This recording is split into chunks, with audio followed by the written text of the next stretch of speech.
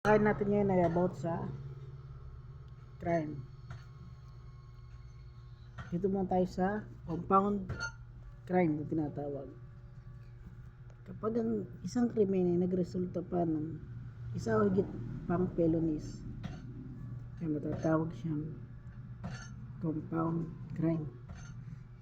Halimbawa ng compound crime, naglagay ka ng paputok doon sa isang bahay. Ngayon nagkaroon ng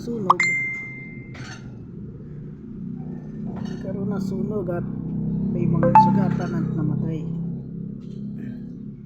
Himay natin. Ang single act dito ay naglagay ka ng paputok.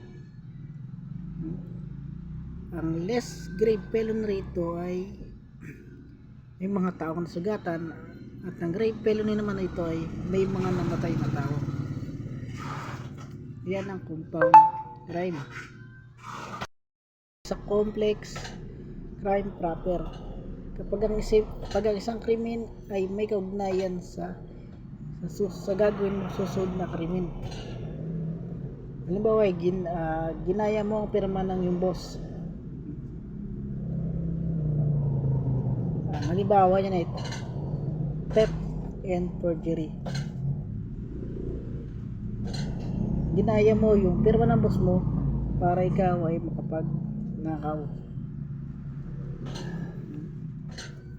Intended crime is tapa or swindling.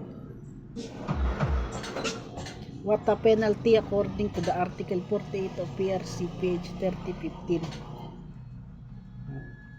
Alin yung anong ikakaso sa'yo? Alin yung mas mataas kung alin yung mas mataas na nagawa mong krimen, yun yung penalty, yun yung ipe-penalty sa'yo. Doon naman tayo sa special complex crime. Halimbawa, robbery with rape. Yan. Robbery kasi gumamit ka ng puwersa. No, tandaan natin. Halimbawa niyan ay yung magnanakaw pumasok sa isang bahay, sinira yung bintana o pinto para makapasok at para makapangnakaw. Kaso mo, hindi lang siya nagnakaw. Nung nakatira doon sa loob ng bahay, ginahasa niya. Yun ang halimbawa nun. Yan ang special complex crime tinatawag.